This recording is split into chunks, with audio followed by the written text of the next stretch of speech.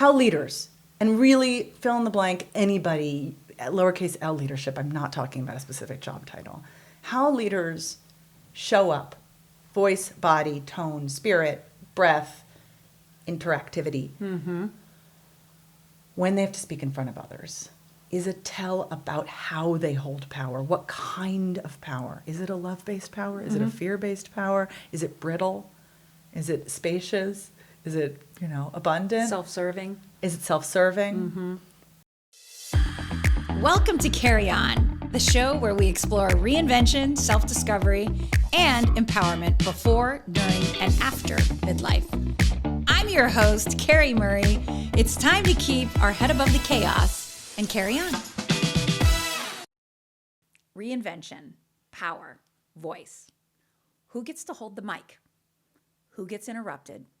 Who gets labeled too much or not enough? Samara Bay is redefining what power sounds like. She's the best-selling author of Permission to Speak and a leadership expert who helps changemakers sound like themselves, with power and when it matters most. Her work is about unlearning the rules that told us to soften our edges or harden our hearts just to be taken seriously. She also lit up the Broad Network stage at Cocktails and Conversation, and let me tell you, the room shifted. Shoulders dropped, voices got braver. If you've ever swallowed your words in the boardroom, the bedroom, on a stage, at a dinner table, or even in your own home, this conversation is for you. Welcome, Samara. Welcome, girlie. I'm so excited you're here. Welcome, Samara. First, want to go back before we dive in to first saying thank you again for doing Cocktails and Conversation. That event left so many people jazzed and excited about what you were saying, about the Broad Network, but Kat Curry-Williams actually mentioned it in an episode here. So here we are, full circle. Yes. Now here you are sitting in the chair. I love that. I love that. And I have such fond memories of that day. Like the year that my book came out, I did endless, interesting, different shaped, different audience vibe events. And that one really stands out. All right. And it was poolside. So obviously we have to do that. So let's just get right into Samara today. So it's been 3 years since Permission to Speak launched. What is it doing today? What's Samara Bay doing with it today besides taking over the world? I mean, literally and taking TEDx over the world. stages now. And TEDx stages. I mean, I've had to figure that out. There's multiple answers to this question. One of them is the like, how is the permission spread outside of me? Like, I'm not part of that. Yeah. And then there's the other part, which is how does the business of Samara figure out how to like sustain, love on, steward, whatever these future iterations are. I mean, 3 years is a really odd moment. My book came out February 7th, 2023. It's like the birth of my baby number 2. That means it's an Aquarius. Thank you for that. I had not asked. Well, I wonder what that means about how it has shown up in the world. Well, as an Aquarian, we're very creative. Oh, there you go. We're very innovative, and we have big visions, big goals. So the book is just at a toddler infancy stage for its success. But the reality is, and for anybody who's read the book, I was a dialect coach in Hollywood for over a decade, helping actors on their accents, or as I like to put it, telling movie stars what to do with their tongues, which was accurate, but not like the full story. Anyway, and then there was this huge pivot, and I sold the book off of an idea at the start of the pandemic, and it changed my life. But in many ways, it changed my life because I honored the ideas that I had in it, and I had to sort of, birth that into a full book baby. But also it changed my life in terms of me figuring out, well, the thing about dialect coaching is it's behind the scenes. I didn't know marketing 101. I didn't need to. And so, I mean, inside of your question is also just the practicals of like, how have I and what I really wanted to honor and give myself permission, not to, be super on brand, but it is a good brand. It's a good word. It's a good word. It is. I really wanted to honor that I didn't want to necessarily build this business in any kind of set way. I wanted to have all those incredible opportunities with those audience members that first year, and then actually figure out, wait a second, what did I love? What made it feel like we were all creating like a pop-up world? how do we create more of those worlds? Right. What is that? Right. Instead of just like, is this B2B or is this B2C or is this, like sort of entrepreneurship 101? Yeah, I agree. And I think also prior to, launching the book and crafting, working with dialect, where was the connection between dialect to like, wait, why are people keeping themselves quiet? Why are, especially women, I mean, that's why I built this platform, similar to you, speak. Yeah. Where was that like through line that you were like, I got to write about this? Yeah. People need to talk more. Okay, there was this origin story, which I really want to love on the fact that I didn't know it was an origin story at the time, right? We just have these weird moments, and then we're like, looking back, that was an incredible so true. Yeah, crossroads. so true. So the summer of 2018, which now feels like a lifetime ago, and one might argue a quainter time, we were nonetheless 2 years into our president's first term and hurtling towards those midterms. So in a way, there's sort of an echo that I'm feeling right now. But work-wise, I was coaching Gal Gadot on Wonder Woman #2. Okay. And I was in DC for the summer, and I was scrolling the news endlessly thinking it would be just so great if we had a real Wonder Woman right around now. And then I got this call, and it was one of those organizations that helps women run for office. Oh.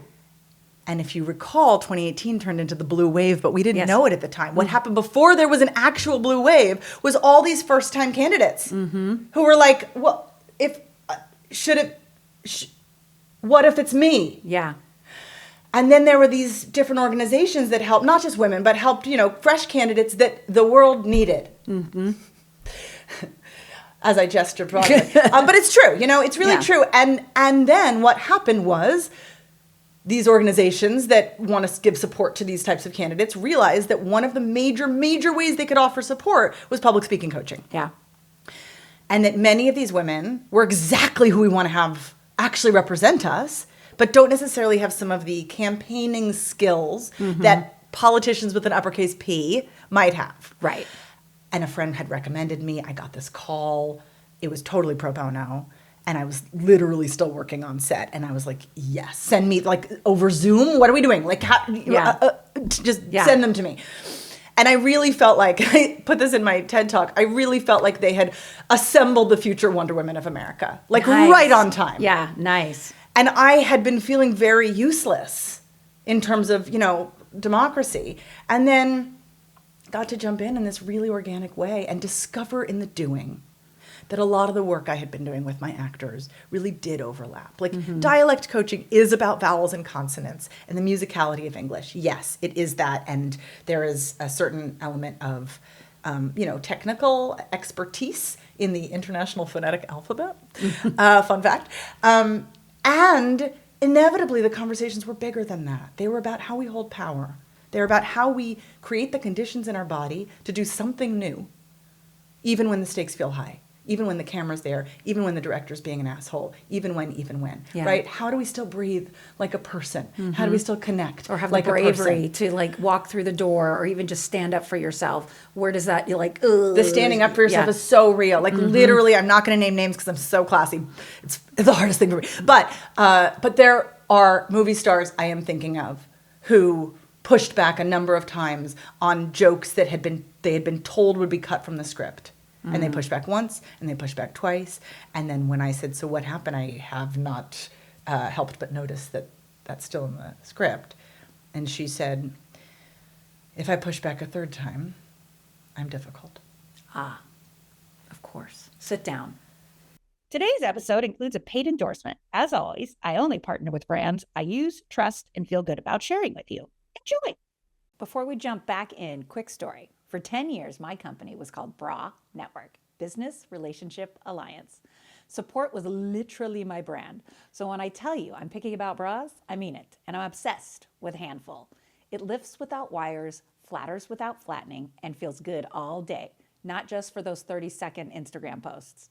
I wear it to yoga, I wear it to filming, I wear it when I need to feel pulled together but comfortable. It's the kind of support that doesn't squeeze you into somebody else's shape. Use code Carrie On at handful.com. Support and make it intentional. Now back to the show. So watching the ways that we navigate power, no matter how much seeming power we have in society, was definitely one of the connective tissues. And then the other was discovering really that, I'd kind of been doing this all along, just not quite as literally. Now the performance is you. You're the role you're playing is you.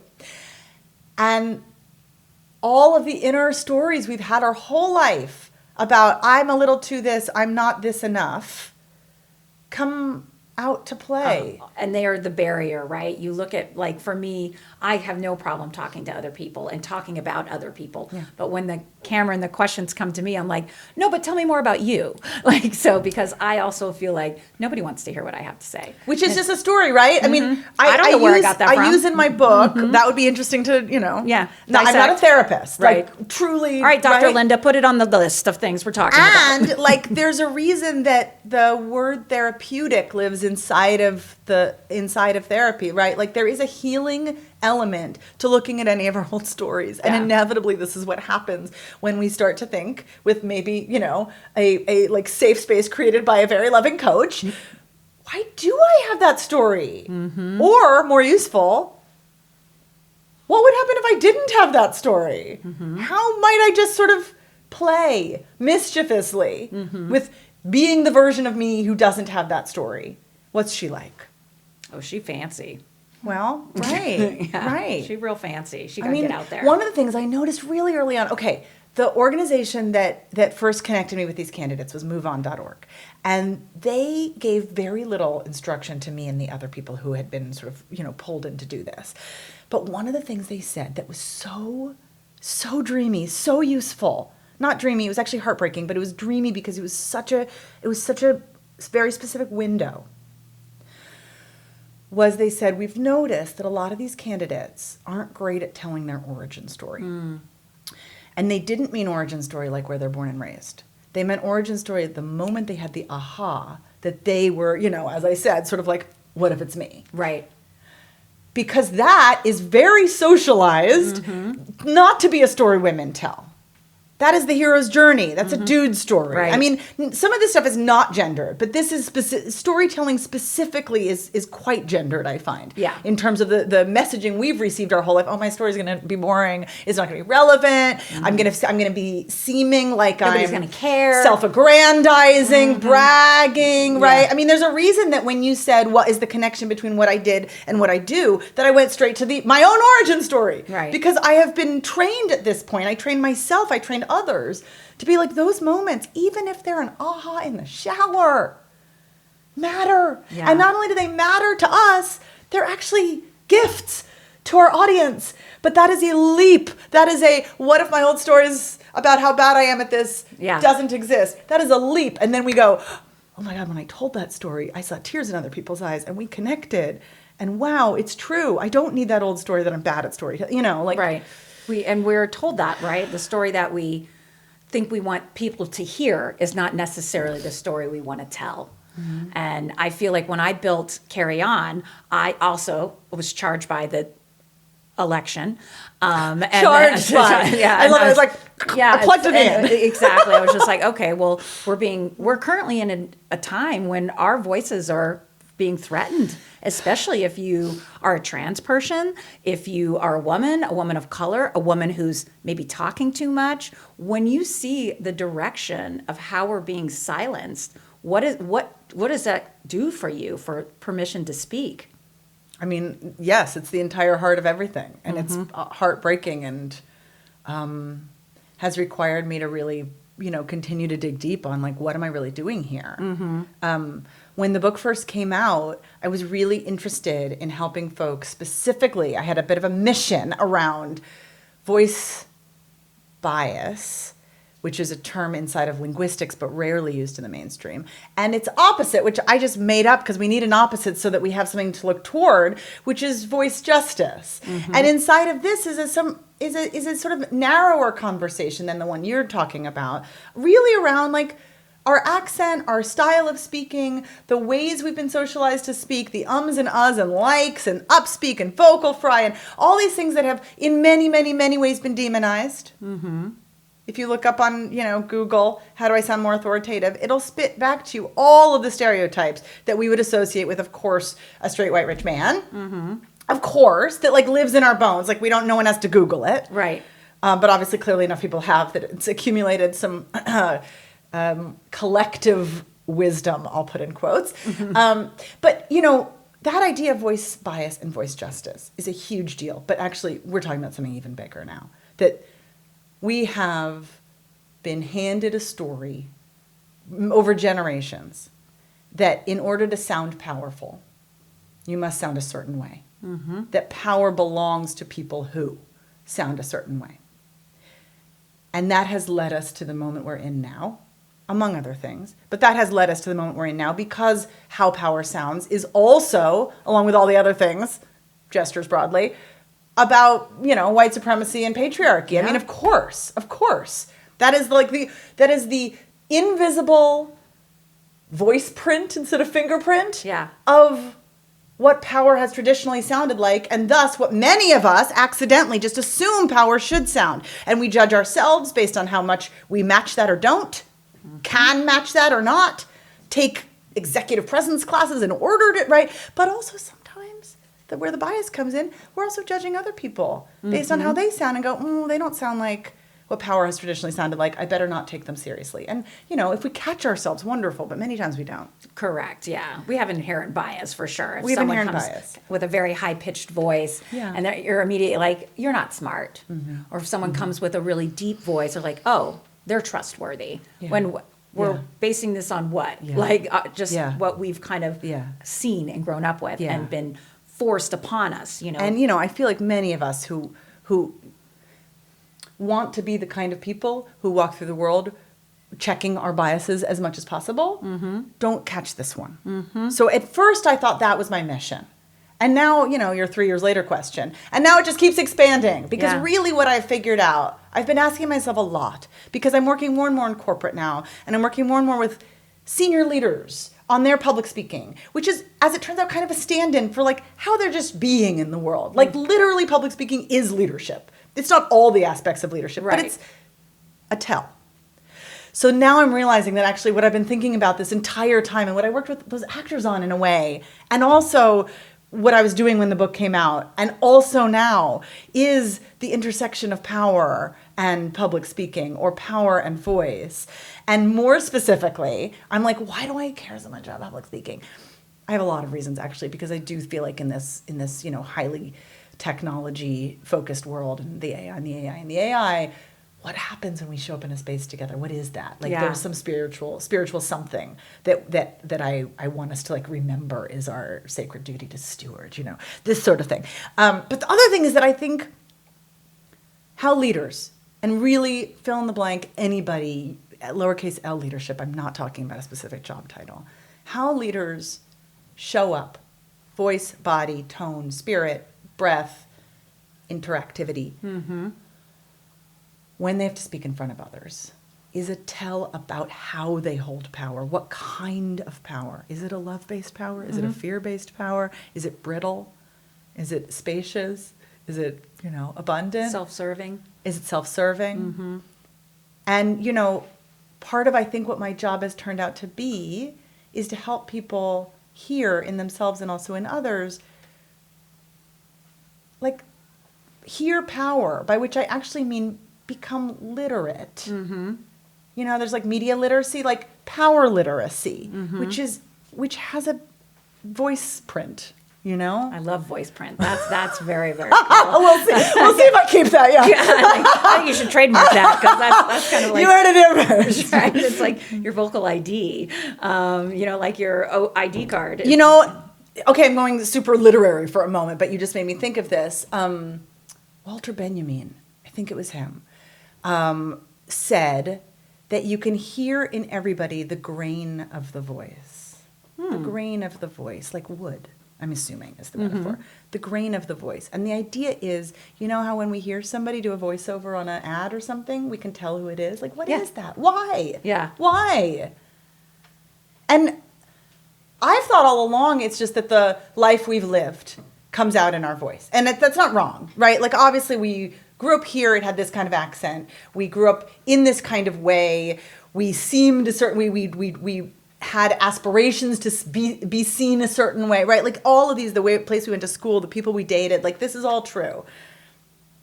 But there's also just something about the grain of the voice that we can't run from. Yeah, like the grain of my cat meowing. You hear her? She's I did. I actually thought that was maybe a child. And I was like, are there children hanging out? So the cat is like, that's how he snaps. Yeah, there you go. Well, there's two. So, gosh, Samara, this is really, really meaty. I'm loving this. I'm like, here's a bunch of stuff. What shall we talk about? A buffet. It's like a buffet. Okay. Let's talk about women. What advice would you give for any woman who's feeling inspired but invisible? Who's like, I've got a story I want to say, other than read your book. I got a story. I want to share it. But they're not like feeling they're visible enough, or they have a big enough following. What would you say to that woman? I would say start small and find your allies and try, Yeah. I mean, read my book, watch my TED Talk, which isn't out yet, but like at some point will be. But the heart of this work I have discovered, I'm just going to give away the heart of the TED Talk. Okay. Just giving it away. Spoiler. But it's, the thing is like, why hide it? Why hide the ball? The heart of this work is we have all practiced our entire lives. And I'm saying all, if you haven't, wonderful, love this for you. Yeah. But we've all practiced our entire lives a sort of protective stance around public speaking. And I'm defining public speaking extremely broadly. It can also be a one-on-one tough conversation. Right. A protective stance. I hope I don't get seen this way. I hope this happens. I hope this doesn't happen. I hope I don't mess up. I hope I don't mess up. I hope I don't mess up, which is so deeply rooted to, our ancestors who hoped not to be exiled from the tribe into the wilderness, away from the light of the fire and the heat of the fire, right? Like this lives in us. That protective stance makes everything so much harder. And the question is that necessary? Is it necessary? Is it just part of being a human? We can kind of fake our way through, but like that's always there. Or is there something else? And so I went on kind of a journey over really the last 8 years to figure out, what is this? Is there a different story than the fear story? Yeah. And the answer is yes. And it's the love story. And then the question is, well, what does that mean, right? It's not love in the abstract. It's love as in when we focus on what we care about and who we care about more than we're focusing on how we'll seem or if we'll mess up, we show up totally differently. Completely. And the audience can hear the care in our voice, and they can see it on our face, and they can feel it in our posture and our vibe. And it builds trust in rooms. And so then the question is, how do we practice? How do we practice? And that's why I guess I said, find small groups. Start small. Right? We don't need to be... The part of what I discovered when I named the book Permission to Speak, and my company's Permission Inc., and the spirit of permission just felt so right. I never really kind of unpacked it and got, super analytical on it. But what I realized in the writing of the book is that I believe the feeling of permission, the embodied feeling, which I think is quite similar to freedom or liberation, the feeling of permission is the literal opposite of the feeling of shame. So part of what must happen when we're doing this sort of practice, and why I suggest find your people and do small group stuff and practice, what would it feel like to just love on my people instead of worry about my, how they're going to think or take it. Consequences. Is this idea of like, find the ways to avoid the shame bombs. Yeah. Yes. Love that.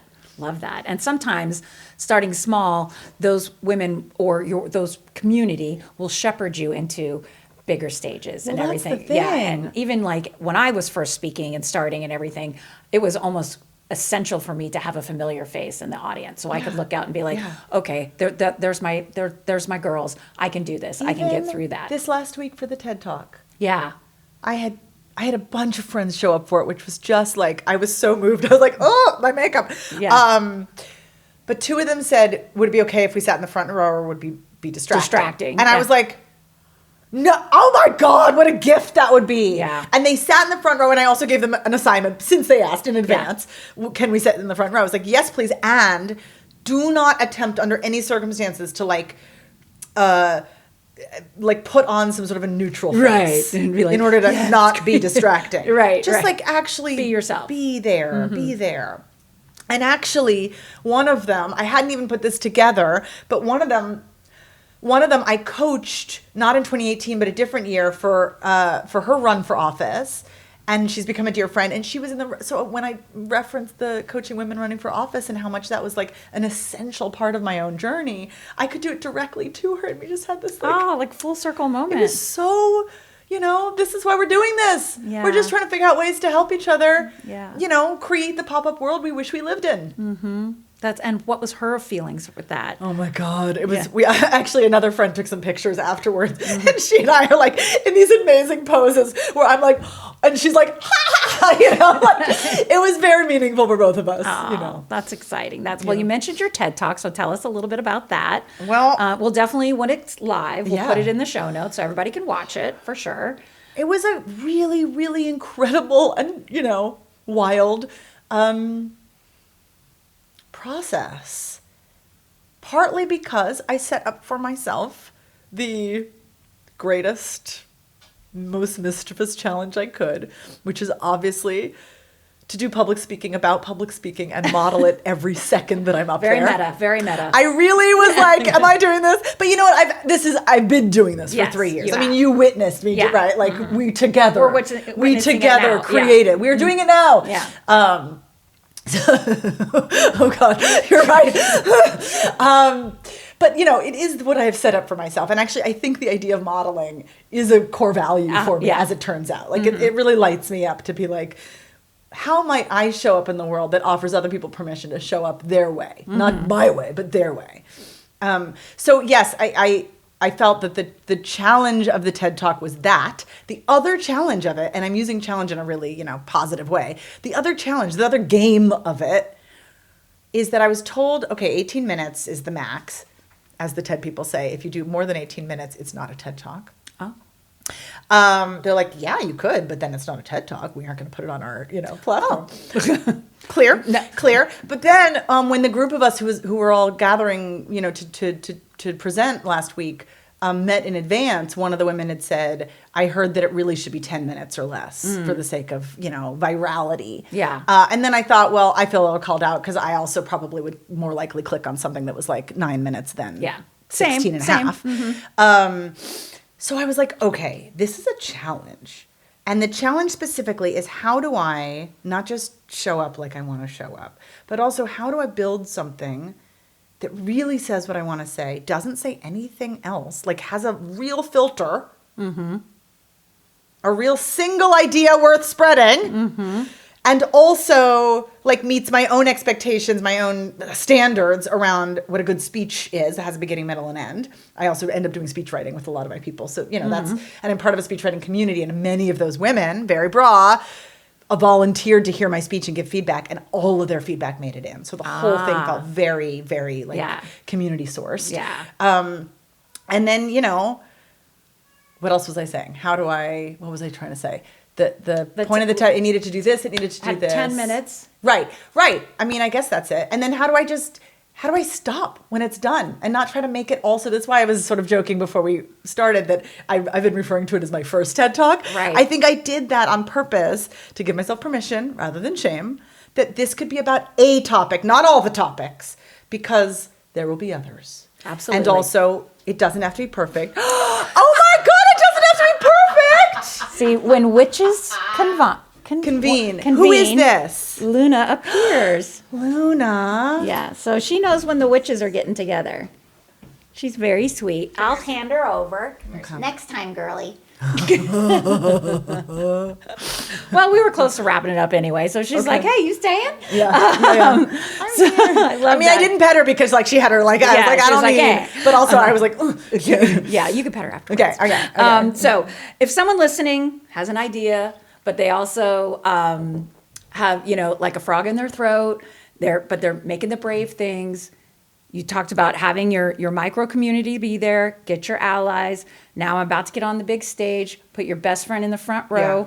What do you do when you get off the stage?